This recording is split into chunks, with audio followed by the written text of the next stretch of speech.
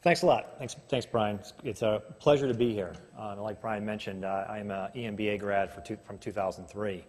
And a lot of what you're going to see today, I think, I can actually point to my EMBA experience and some of the insight I'm going to get not only in my career, but some of the things I'm going to talk about tonight.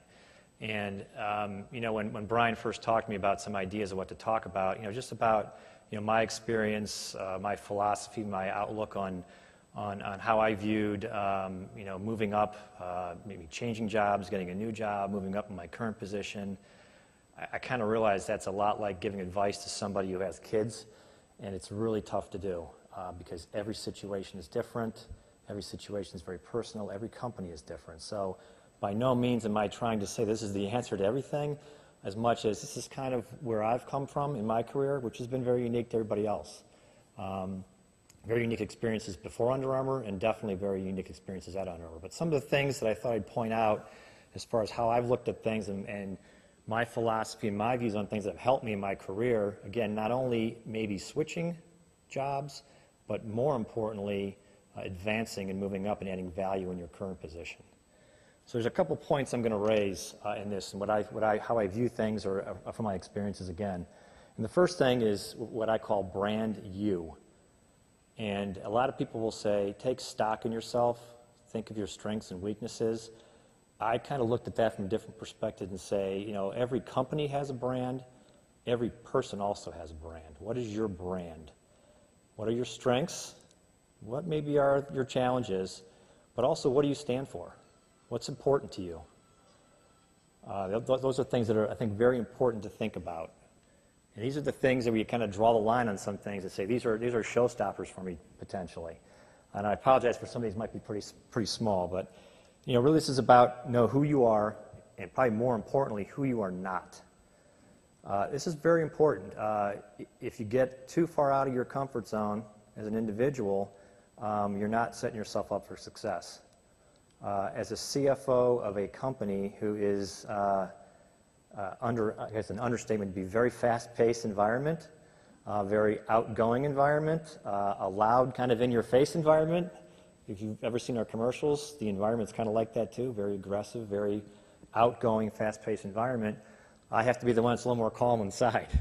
I could very easily try to be that other person, but that's not me. And what ends up happening is there's a good balance there. There's a balance that every company needs in people who are outgoing, people who are decision-oriented right away, other people who maybe are a little more introverted thinkers, analytical. That balance is very important.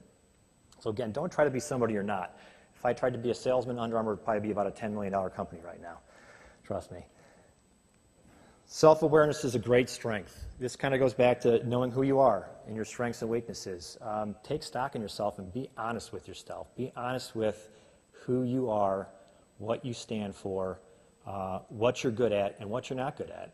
And I've done this a few times in my career where I've really taken stock on being a CFO, assets and liabilities. I put one thing on one side and one thing on the other. What am I good at? What am I not good at? It's really important to be honest with yourself and understand those, and it'll come up again in a couple points. Relationships.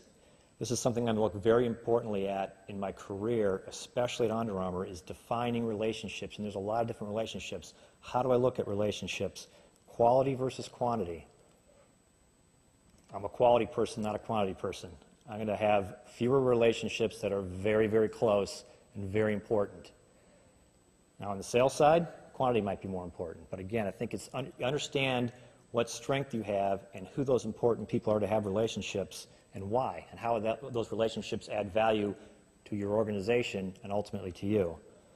Internally, relationships up, relationships across the organization with your peers, relationships down with the people who work with you.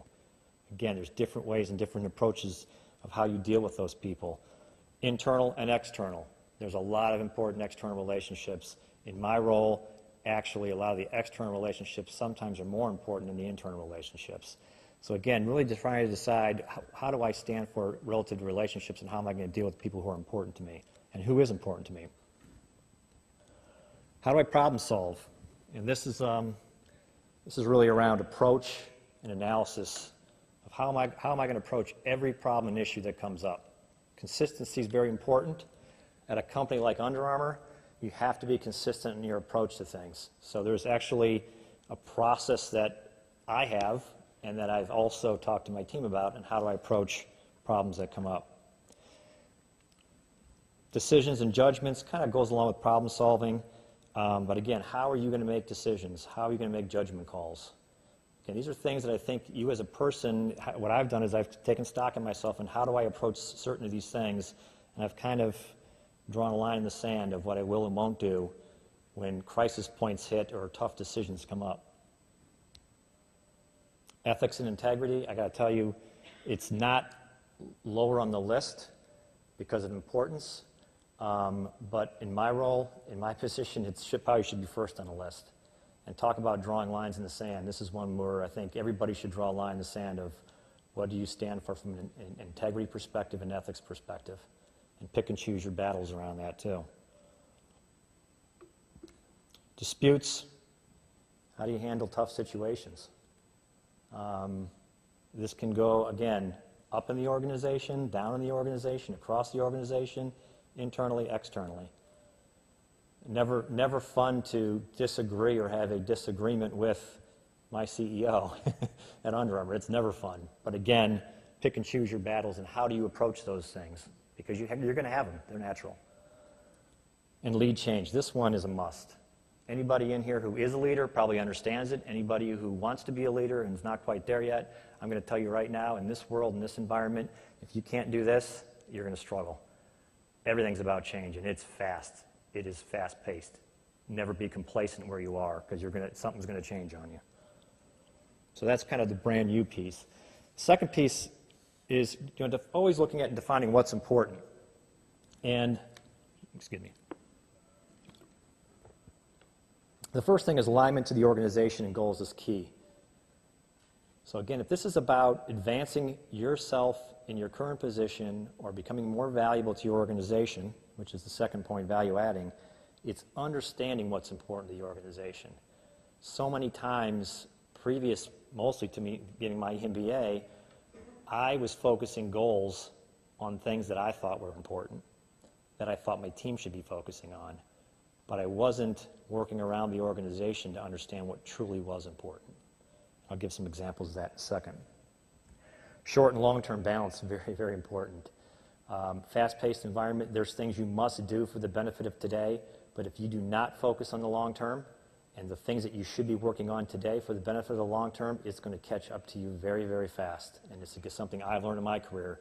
It's very easy to focus on the short term, and you find yourself sooner or later feeling very sorry for that, because the long-term focus is very important. Being able to adapt and being able to be flexible, very, very important. Fast-paced environment. So some examples of some of these things. One is a company I worked at, a position I was in 12 years ago. It was actually a family-run business. Small company, family-run, and the majority owner, who actually owned about 90% of the company, decided that he wanted to step away from the business. He thought that the other family members could run the business, and he stepped away and did a little side hobby business he had and kind of left the business. Over the course of maybe a year or two, the business started to deteriorate a little bit. His brand was very important to the brand of the company, and he probably underestimated the value of that. So what ended up happening is we lost a lot of business. I was in the finance role at that time. It got very difficult because I actually had to make a decision point to bring him back into the organization and make him aware of what was going on. Some of the other family members left. The company really struggled. We went from 120, 130 employees, and I personally had to cut that from 120 employees to 16 employees within a 3-month period. Worst part of my career by far. My focus was laser focused on survival, in cutting costs, just trying to survive for the few people that were left. That was important. So when you say what's important, hey, survival is pretty important. The funny thing was I was going through that for 4 or 6 months, and my whole focus every day was coming in and dealing with vendors who were very, very mad that I weren't paying them on time, dealing with laying employees off, which is just a terrible process to go through. And then one day I asked the owner of the company, what's your goal? And he looked at me and said, you know what? My goal is to build this up, and I want to get X amount of money out of this, sell this and get X amount of money out of this. So here all along I'm thinking, I just want to make this company survive. He wants to come back, and he just wants to deal with this company at a smaller scale and just, get a paycheck off of it. His goal was beyond that. It was, I want to grow this to X, and I want to sell it within a couple years for Y. All of a sudden, what's important, from my perspective, changed completely. The short term of cost cutting and survival didn't go away, but all of a sudden now I started to focus on what are those things I should be doing now that points us in the direction to get him what he wants in that period of time.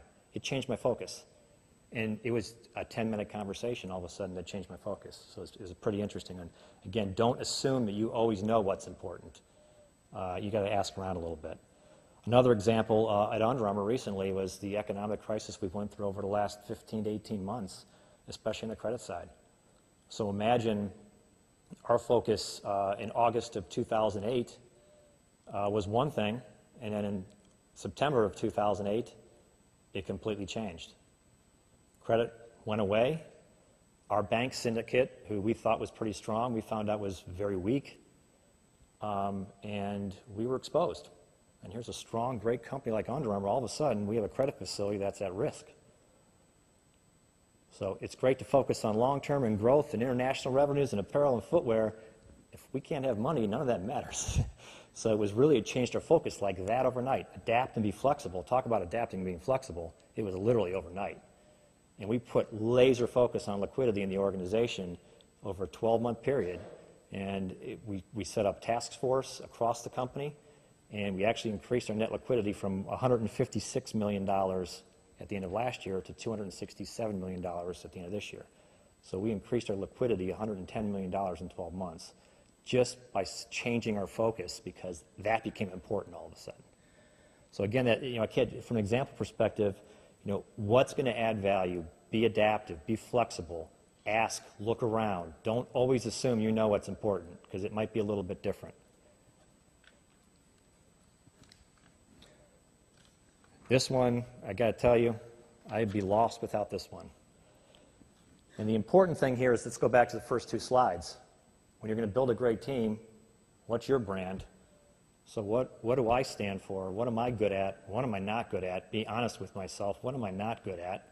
Also, what's important? What's my focus for the short term? What's my focus for the long term? What do we need to do? What am I good at? What do we need to do? I got to fill in the gaps here. And I'm going to fill in the gaps with people. And complement your brand. I got to tell you, I've seen so many examples in my history, my career, of people who hired people just like them, or hired people who aren't as good as them, which is even more dangerous. And I tell you, every time, every position I hire that's going to report directly to me, they have to compliment me, and they have to be better than me. And I'm not going to accept anything less than that. And that's the last point. Aim high. Do not sell yourself or your team short. Again, if you're in a position of leadership and hiring people now, this slide to me has been my #1 success. I have hired people who are so much better than me, and they make the whole organization look better. If you're not in a leadership position, as you grow into some going forward in management positions, I'm telling you, this is the key. Good leaders hire people who are better than them. Poor leaders hire people who are not as good as them. And focus. So you know what you're good at, know what you stand for, know what is important to your organization, what you have to do in your organization, whether it's the short term or long term. Build a great team around those things, and then focus them. And this goes back to what's important and balancing short-term needs and long-term needs and goals. The short term is more about what do I got to do certain things today just to keep this thing going and getting better, versus how do I make this thing sustainable for the long term. You've got to work on both at the same time. And again, this is from my experience. In my profession, it's very easy to focus on short-term things. What are those things that are going to make you sustainable going forward? The liquidity thing I talked about before, increasing your liquidity from $110 million in 1 year makes you a much more sustainable company. So there's a lot of long-term benefits you have to look at. Few things very well.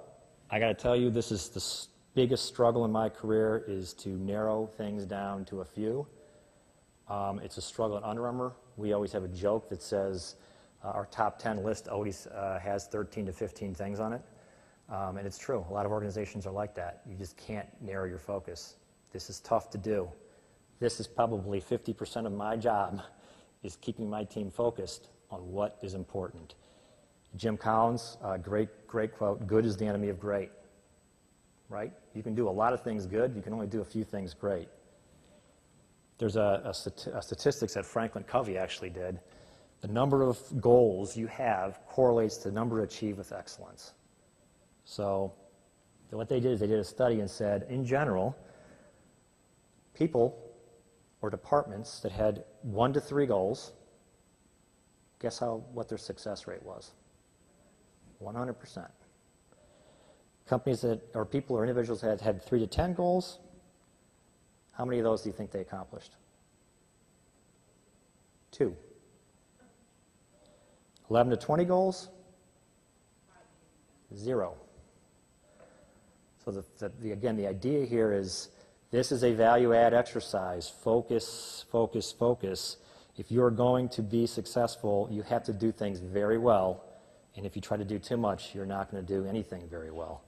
And it is, I'm not kidding when I say it's 50% of my time in Under Armour. It is a tough, tough thing to do.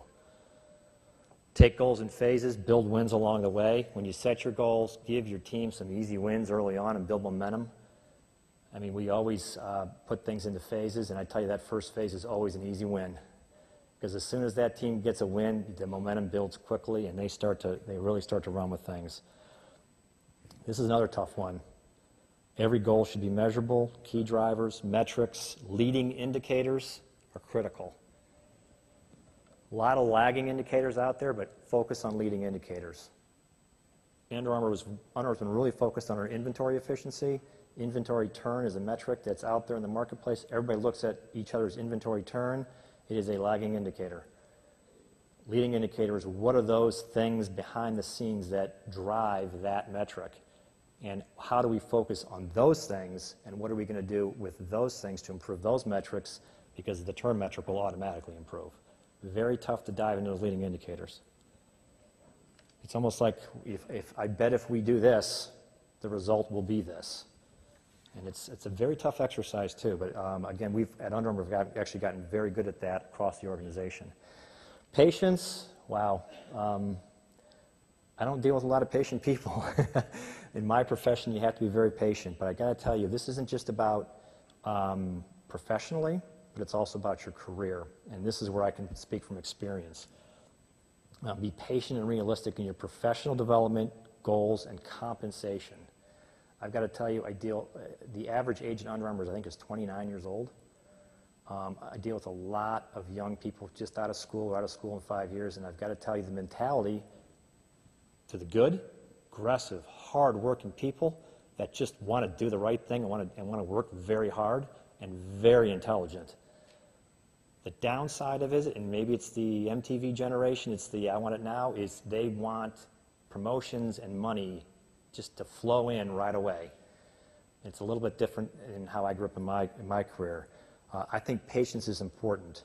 The entrepreneurial spirit is important. No matter where you're working, no matter what position you have, think of yourself as an entrepreneur. I've always viewed myself in any organization I've worked at as an owner, as an entrepreneur. How do I add value? I am not going to ask for more compensation. I'm going to earn more compensation. That's what happens with entrepreneurs. Entrepreneurs can't ask for more. They have to earn it. I think you have to drive that yourself. I have never, ever in my whole career asked for a raise, ever. And there's been times I've wanted to, and I didn't do it. So this goes back to let results speak. Focus on the value-added things. If you add value, the organization is going to take care of itself. It is going to take care of itself. If you focus on what you think is important, it may not take care of itself. If you focus on what the company thinks is important, it will. This one is an interesting one that somebody taught me about 15 years ago. They said, never, ever, ever set a one-year goal for your career or your compensation. Ever, ever, ever, never. Don't do it. Always look at a 5-year goal, because you are going to be disappointed along the way. That is one guarantee I can give everybody, is you are going to be disappointed. The idea is you may be disappointed 1 year, maybe 2 years, maybe 3 years. But if you do things the right way and do what's important and add value, over a 5-year window, you probably won't be disappointed. I can honestly say over that 15 years, I set 5-year goals along the way. I had 5-year plans for me individually. And I set them aggressive, but somewhat realistic. and aggressive enough that says, I doubt I can get to this level, but I'm going to set this out there as a target. And it's been 15 years, so I went through 3 of those, and I beat every single one of them. And I'm not bragging about that as much as I think a lot of people say this, if you focus your mind on something, you tend to aim towards it. You tend to drive towards it. I never believed that until I started doing it myself. This really helped me. I started focusing on these are my goals, whether it's responsibility in an organization, or it's compensation or whatever. Do it in longer term windows. That way you're able to absorb those disappointments a little bit, be a little more patient, and if you work hard enough and you add value, it should come to you.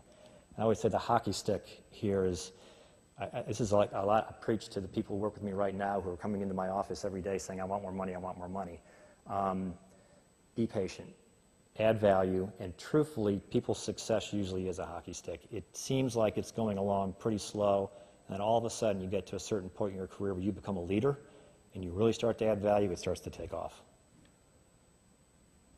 Okay, I think that was just kind of prepared remarks. If we have maybe a few minutes for some questions, that'd be great. I'm actually going to walk away from the podium here, too, for this, and bring my BlackBerry. Any questions? Sure. Yep. There are some organizations that offer short-term assignments, such as 13-month assignments, whereas they're employing people for 13 months and then they'll decide if they're going to keep them. I guess for the purpose of offering benefits, because if they do it in 12-month increments or less, they won't be able to offer benefits. When planning, making a 5-year plan, how do you cope with some of those particular challenges? You personally, you mean? Just in general? Yeah, I think I try to bring the 5-year planning thing to the highest level possible, and not try to get into the details of things. So when I set goals for myself, these are 30,000-foot goals, very general.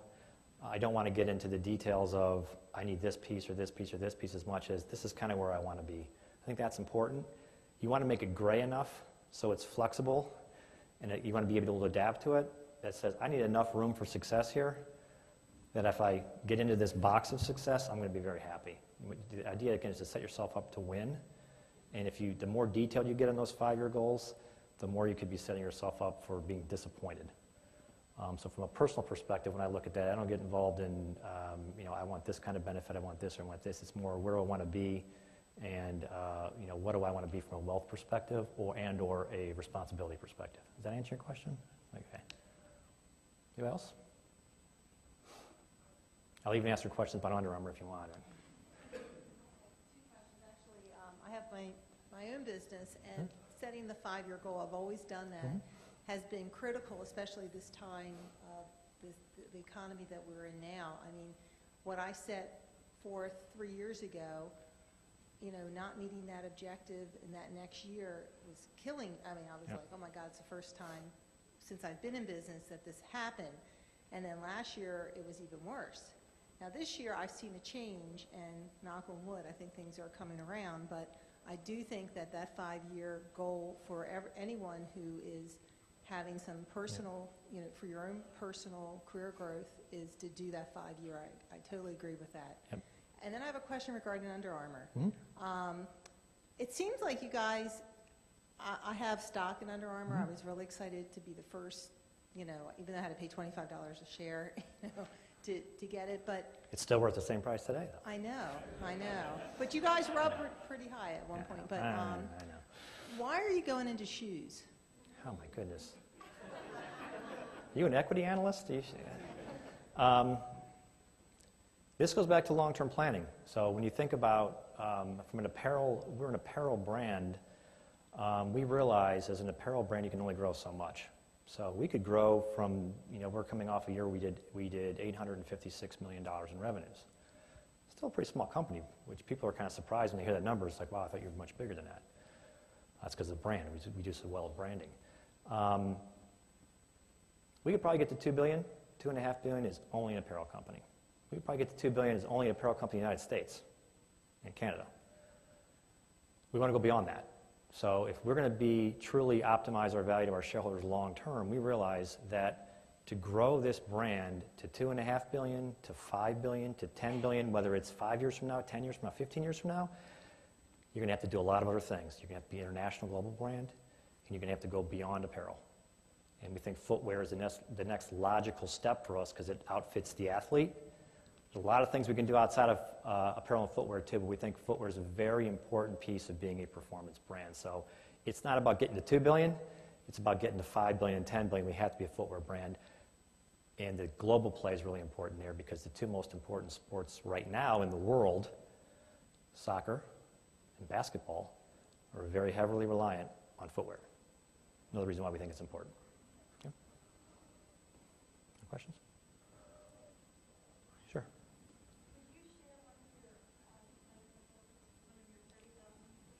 She wants me to give up the secret of one of my 5-year goals. Wow.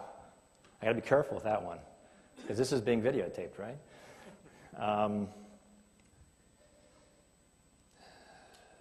a corporate perspective, I think, again, we talked about being a global brand, right? So I don't want to put the number out there that we set as our 5-year target for how big we're going to be, because that's not as important as how good we are at things.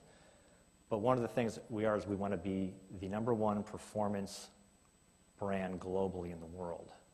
So we spent some time defining what that means, right? Because we go back to measuring. So that when you look at a 5-year perspective, you say, okay, where do I have to be 5 years from now to be on the path to that? It may not be that yet, but there's a specific point we have to be. And part of it is we feel like to be on the path to that is we have to be relevant and recognized as a performance athletic brand in all of the top 15 to 20 GDP countries in the world. That's our 5 years. It says, listen, if we can do that in 5 years, we may not be #1 yet, but we are on the path to get there. Not about being the biggest, but being the best recognized performance brand. Not in revenues, but recognized as a performance brand. One more, maybe?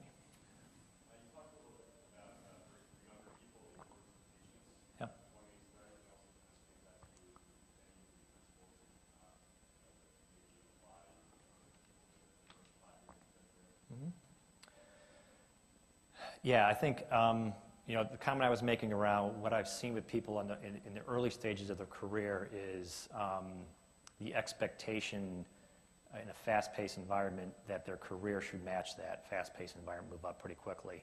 I've actually, at Under Armour, I've seen this in both ways. I've seen this probably to the point where we probably have brought some people up maybe quicker than in other organizations they would have been because we're such a fast-paced environment, we're a young environment. I've also seen those people struggle by the time they get to year 7, 8, 9, or 10 in their career because we brought them along too fast and we didn't give them the training and we didn't have patience with them to set them up for success. So I think it's really important earlier in your career is set yourself up for success long term. Don't try to hit a home run or grand slam first time out of the gate.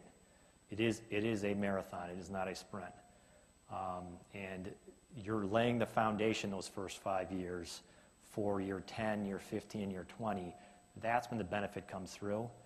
If you trip up and make a mistake in the first 5 years, it's going to be real tough, I'm telling you. You can only hurt yourself probably in the first 5 years. There's probably not a lot you can do to makes you feel like I'm on the right path, but you can definitely do things in the first 5 years that'll tell you, oh boy, I really messed up here. So I think be patient, learn, and focus more on year 10 and 15.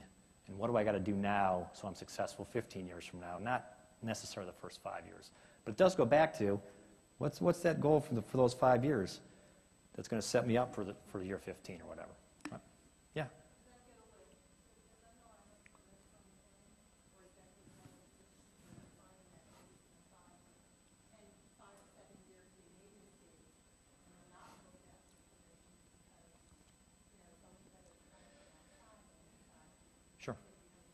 Sure. I think unique situation in Under Armour is that since we are growing so fast, there's so many opportunities. These are all good people. We may have put them in a wrong position or put them in the wrong position too fast. Usually we can find a better position for them and get them back on the right track again because we have so many opportunities. But imagine an organization who's downsizing or an organization who's not growing very much. That's where it gets to be very challenging, that if you've failed in a position because you've been brought along too quickly, you're going to find yourself maybe as one of the victims. So you got to be careful there. But in a company like ours, we've been able to move people around a little better. Okay? Well, there's always great benefit, I know, in the question and answer section. Unfortunately, just to move things along, put this to a close. Brad has agreed to stick around, so if there are any lingering questions you'd like to ask him, he will be here for a little bit longer. I'd like to ask you all to please join me in thanking Brad. Thank you.